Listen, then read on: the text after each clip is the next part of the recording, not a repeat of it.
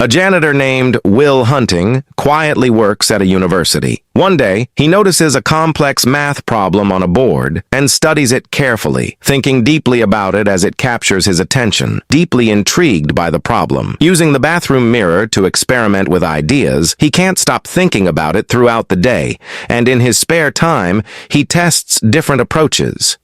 After careful effort and persistence, he eventually arrives at the correct solution.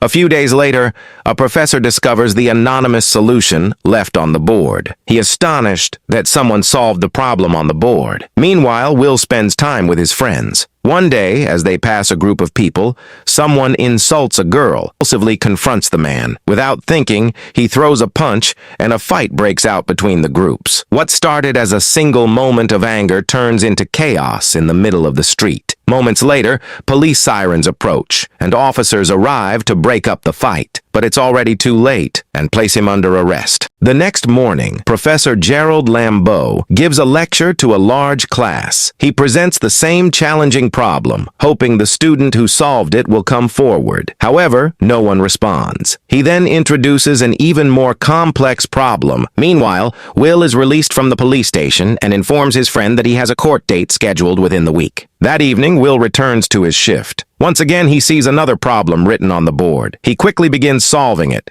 trying to finish before anyone notices him. At that moment, Professor Lambeau steps out of his office and mistakes Will for a vandal. Before the professor can confront him, Will slips away, leaving behind the correct solution once again. The next day, Professor Lambeau decides to track down the mysterious genius. He visits the janitorial staff to ask about Will. Initially, the staff assume he is there to complain about cleaning, but eventually they reveal that Will is not an ordinary employee. He is working under a court-ordered community service program. Soon, Will's court hearing takes place. Will references legal principles from the Constitution of the United States to argue his case.